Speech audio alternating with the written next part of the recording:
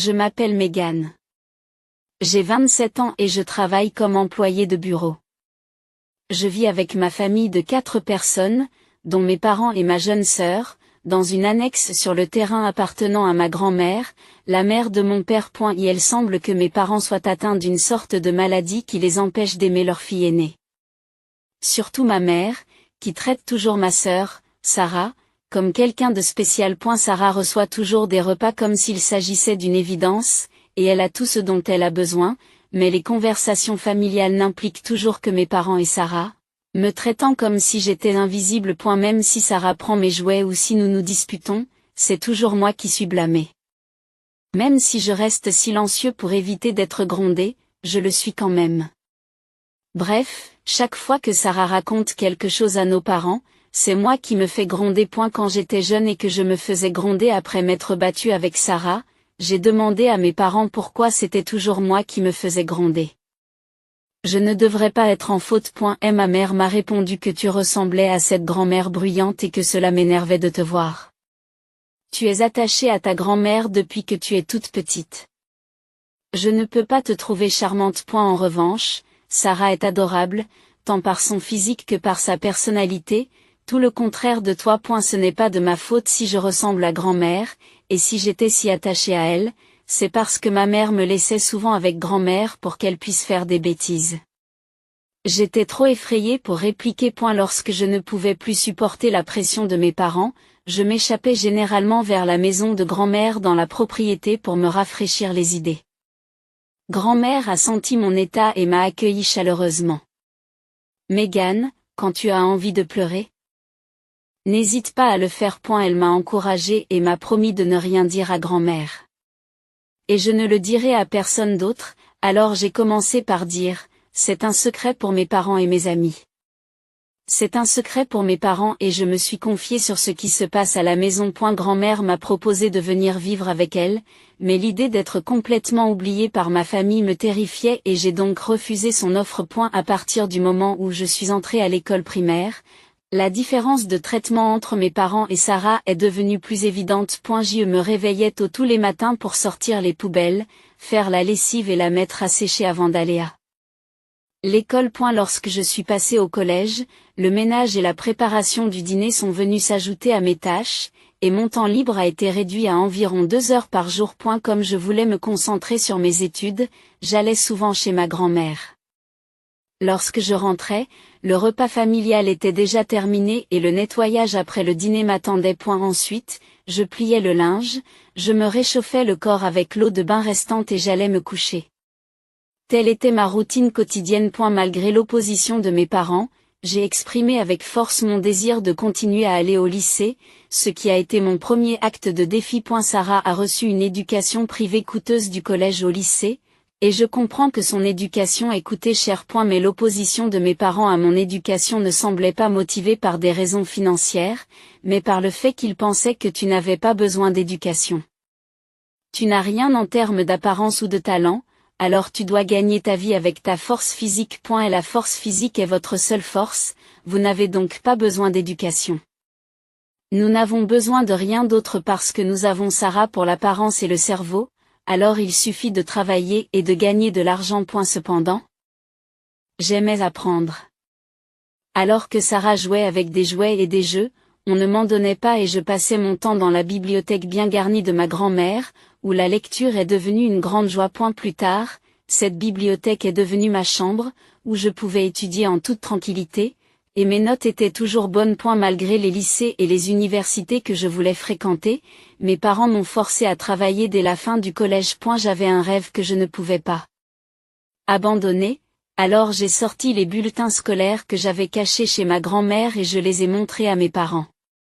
Puis j'ai plaidé. Cela ne me dérange pas d'aller dans un lycée public, mais je veux aller à l'école.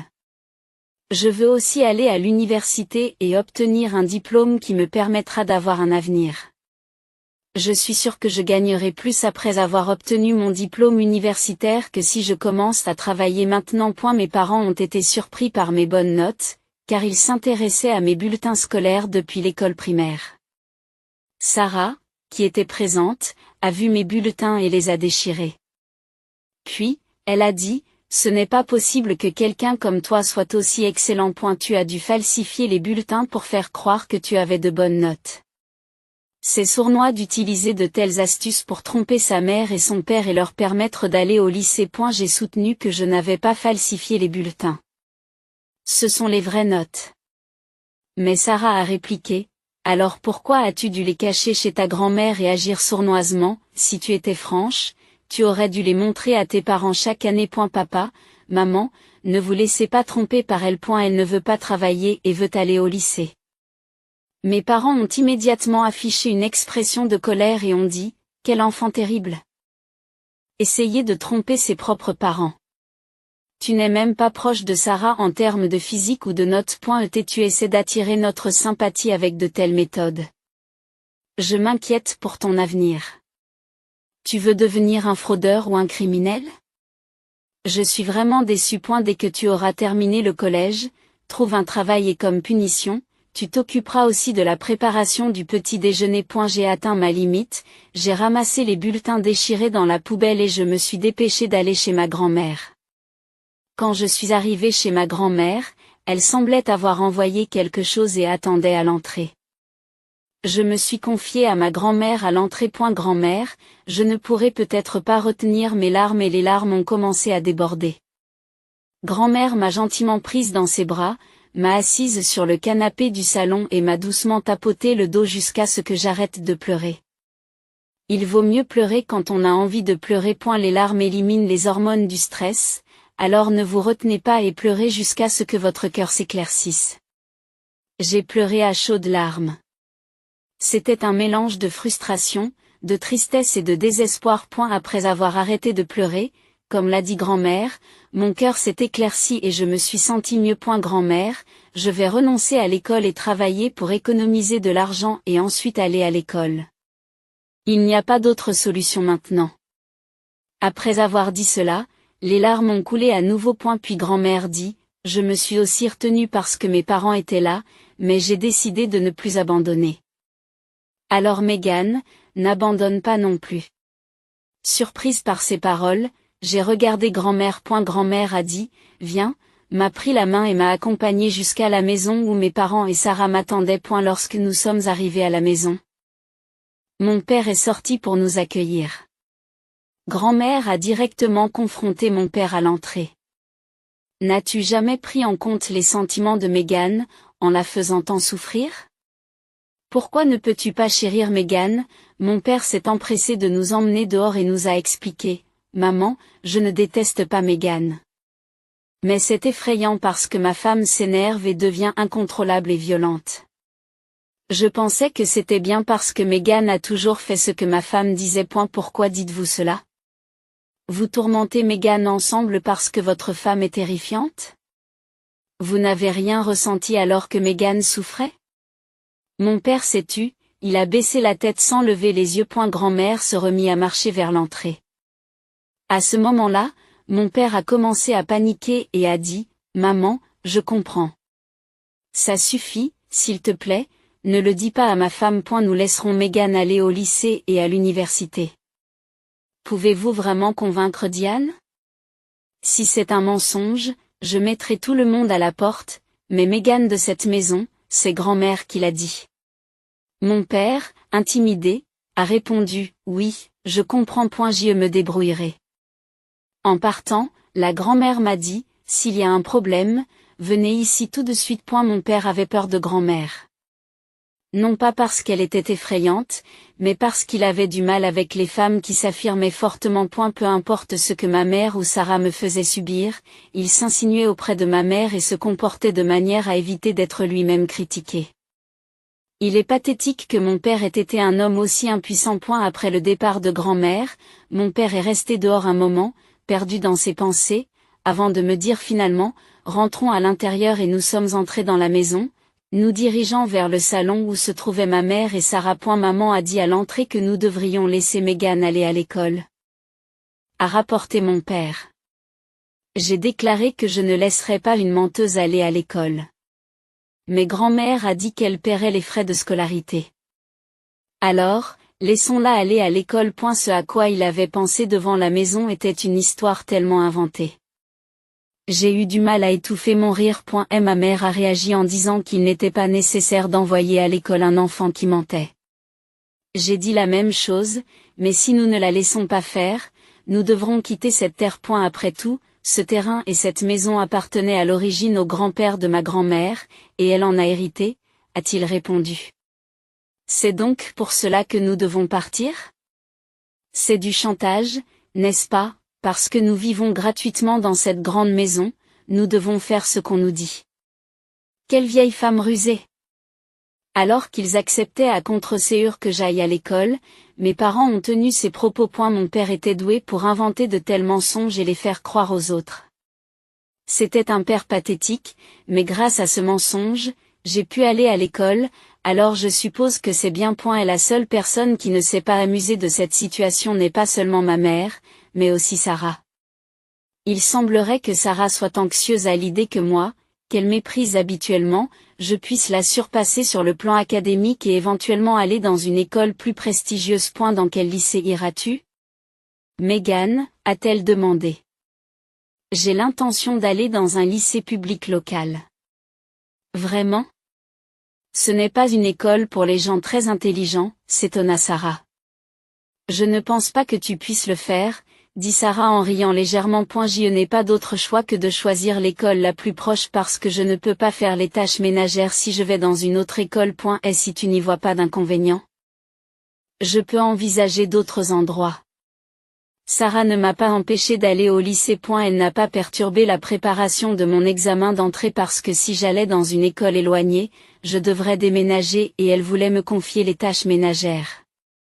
Bien qu'elle n'ait pas perturbé mes études, les petits harcèlements n'ont jamais cessé. Elle mettait ses affaires dans ma chambre et disait à ma mère que je les avais volées, et disait à mes amis que je n'étais pas aimée de ma famille, en continuant à faire de tels actes puérils. Heureusement, mes amis ont compris que Sarah agissait par sentiment de supériorité à mon égard, de sorte que cela n'a pas été un problème majeur.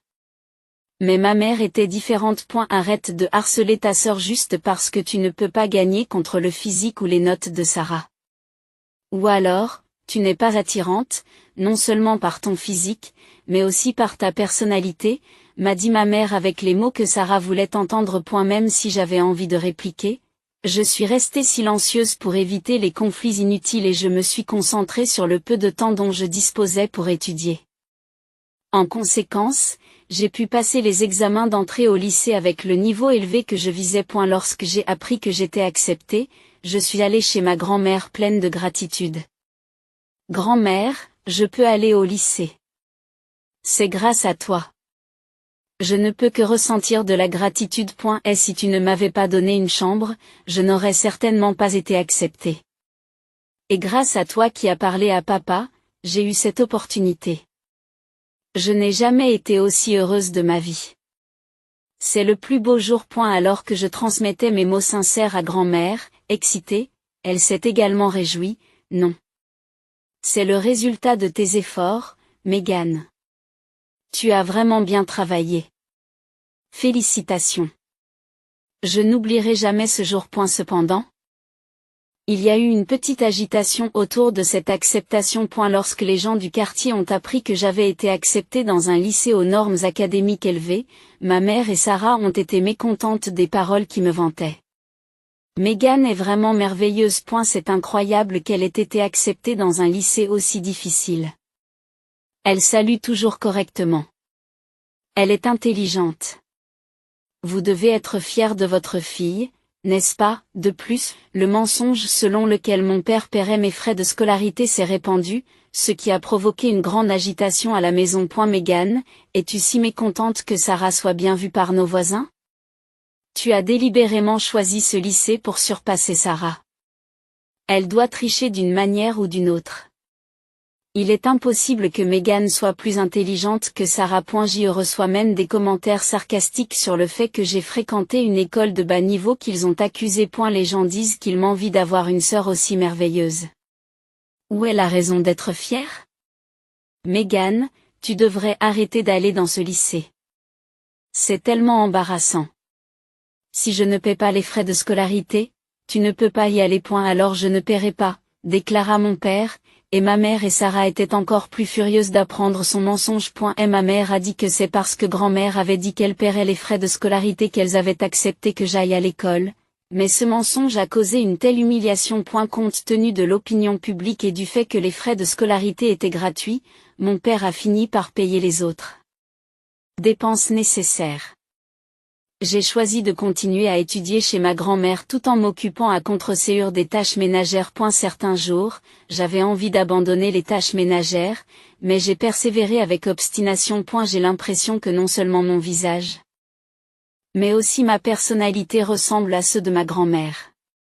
Bien qu'elle soit issue d'une famille aisée, elle ne m'a jamais gâtée financièrement. J'ai également étudié à l'université grâce à des bourses. J'ai soigneusement choisi l'université pour réaliser mon rêve de travailler comme chercheur pour un fabricant de cosmétiques, et j'ai pu réaliser ce rêve. J'ai trouvé un emploi chez un grand fabricant de cosmétiques et j'ai envisagé de vivre de manière indépendante en tant qu'adulte actif, mais j'ai décidé de faire la navette depuis le domicile de mes parents. Certains jours, je n'arrivais pas à faire le ménage, mais je payais des amendes. En plus de l'argent que j'étais censé rapporter à la maison. Sarah a également tenté de trouver un emploi dans l'industrie cosmétique, comme moi, mais n'a finalement pas réussi et a trouvé du travail dans une autre industrie, d'après ce que j'ai entendu dire. On ne sait pas exactement quelle entreprise elle a choisi. Mais Sarah et ma mère se sont vantées qu'elle avait trouvé un emploi dans une meilleure entreprise que la mienne. Je me suis habituée depuis longtemps à ce qu'elles manifestent leur sentiment de supériorité à mon égard, si nécessaire, je pouvais même faire semblant d'être contrariée. 1 an après avoir commencé à travailler, j'ai enfin eu mon premier petit ami. Il était mon supérieur au travail et mon mentor. Après 2 ans de relation, nous nous sommes promis de nous marier.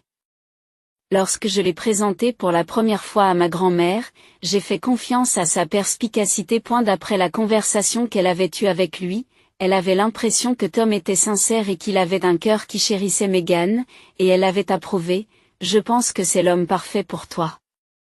Tu peux l'épouser. » Cependant, je me sentais anxieuse à l'idée de le présenter à mes parents et à Sarah. La raison en était que son apparence était trop belle pour être assortie à la mienne. Il était à la mode, propre, grand et c'était un jeune homme séduisant. En présentant un tel homme à ma famille, je m'attendais à ce que ma mère et Sarah en fassent tout un plat. Je craignais également qu'elle ne me suggère de le confier à Sarah. Lorsque je lui ai fait part de mes inquiétudes, il m'a répondu, « C'est vrai. J'y suis grand, mais ça ne fait pas forcément de moi un beau garçon. Et c'est toi, Megan. C'est toi que je veux épouser, pas ta sœur. Même s'il s'oppose à notre mariage pour des raisons impures, je ne reculerai pas. Ok. » J'ai répondu. Ce n'est pas ça. J'hésite parce que j'ai peur que tu aies une mauvaise expérience avec ma famille qui est impolie et puérile. Mais j'ai l'habitude. Mais il m'a assuré que ce n'était pas grave. Tu es spécial et j'ai décidé de rencontrer mes parents pour obtenir leur consentement à notre mariage. Grand-mère m'a encouragée en me disant, même s'il s'y oppose, va de l'avant et marie-toi. Il n'y a plus besoin d'endurer. L'endurance est terminée. Il est temps pour toi de penser à ton propre bonheur. Grand-mère et mon petit ami ont suggéré que nous allions tout de suite chez mes parents.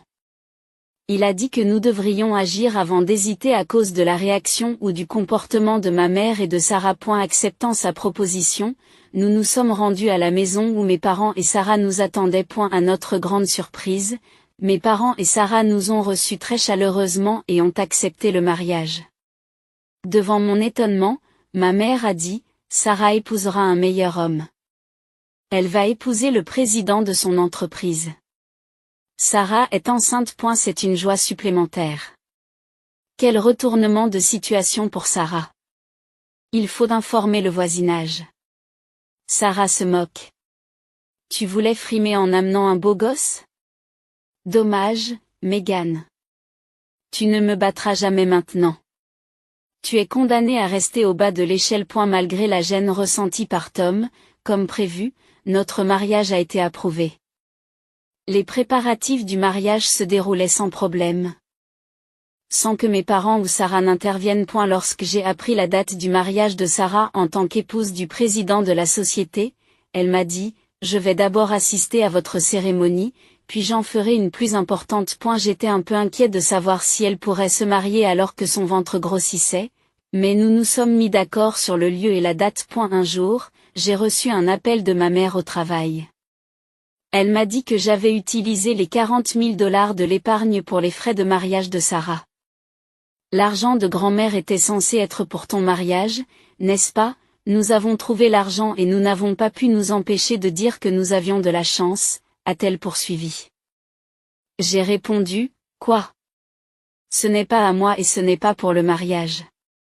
Je sais à quoi sert cet argent, mais tu ne devrais pas l'utiliser. Il faut le remettre dans le coffre, mais ma mère a répondu joyeusement qu'il était inutile d'essayer de nous tromper avec de tels mensonges. Nous l'avons déjà dépensé, c'est trop bête. À contre-séure, j'ai révélé pourquoi les 40 000 $ se trouvaient dans le coffre-fort. En fait, papa détournait des fonds dans son entreprise. Ils ont dit qu'ils n'en feraient pas un drame si l'argent était rendu rapidement, et que cet argent avait été emprunté à grand-mère. Papa n'avait pas d'économie et a supplié sa grand-mère en larmes de lui prêter de l'argent. C'est vrai? Est-ce vrai? Demandez directement à papa. Je n'en sais pas plus. Après avoir mis fin à l'appel et soupiré en rangeant mon téléphone, celui-ci a de nouveau sonné. Je pensais que c'était ma mère, mais cette fois, c'était ma grande mère. Il faut que je te parle, viens à la maison, dit-elle. Je devais dîner avec Tom, mais nous avons changé nos plans et nous sommes allés ensemble à la maison de grand-mère. À notre arrivée, la grand-mère, d'habitude si gentille, était en colère. Au début, j'ai pensé qu'elle était en colère parce que ma mère et Sarah avaient volé l'argent du coffre-fort, mais la vraie raison était différente. Et la société de Sarah avait été introduite par ma grand-mère à la demande de mon père, et cette société entretenait des relations étroites avec la famille de ma grand-mère depuis l'époque de son père. Le président actuel de l'entreprise était marié, mais il avait été surpris en train d'avoir une liaison avec Sarah, et le président, le père du président, avait contacté grande-mère. Les parents de la femme du président étaient de vieilles connaissances de grand-mère, et ils ont également apporté des informations. En voyant ma grand-mère en colère et paniquée, ce qui est rare, j'ai compris qu'elle m'avait appelé parce qu'elle était consciente de la situation. Après avoir calmé la grand-mère, Tom et moi avons demandé à mes parents et à Sarah de venir chez elle. Grand-mère les a fait asseoir dans le salon et leur a fait face avec un visage sévère, contrairement à son habitude. Ils ont remarqué que quelque chose n'allait pas chez grand-mère et se sont assis comme on le leur avait dit. Sarah, est-ce vrai que tu as une liaison avec le président de l'entreprise que je t'ai présenté? Demanda grand-mère.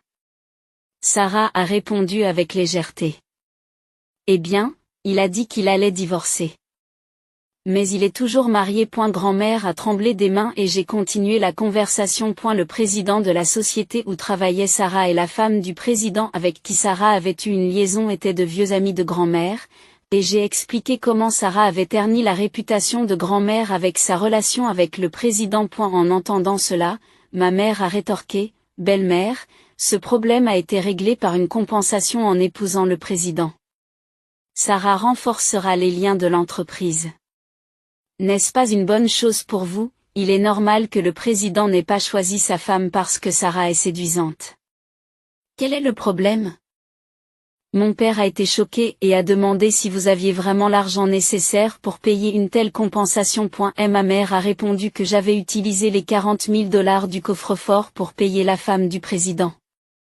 En entendant cela, mon père est devenu pâle et a perdu ses mots, s'écriant, « Quelle décision arbitraire !» Ma mère, le visage pâle, m'a demandé, « Attends, cette histoire de détournement de fonds que tu as racontée est-elle vraie ?» J'ai affirmé avec certitude que c'était vrai. En entendant cela, mon père a crié à ma mère avec colère, « Je vais divorcer. C'est la fin de ma vie. » C'était un niveau de colère que je n'avais jamais vu chez mon père auparavant, ce qui a fait trembler ma mère et Sarah. Grand-mère a retrouvé son calme et a dit tranquillement mais fermement à mes parents et à Sarah, « Je n'aurai plus jamais rien à faire avec vous. Sortez de cette maison. Je la donne à Megan, alors partez dès que possible. » À ces mots, mon père a désespérément supplié grand-mère de m'aider. « Prête-moi de l'argent. Mais la grand-mère a sévèrement refusé, je coupe les ponts avec toi. J'ai déjà parlé à un avocat pour transmettre mes biens à Meghan. Je ne veux plus jamais voir vos visages. Ne venez pas à mon enterrement. Et elle a regardé froidement mes parents et Sarah quitter la maison. Par la suite, grand-mère a tout confié à un avocat.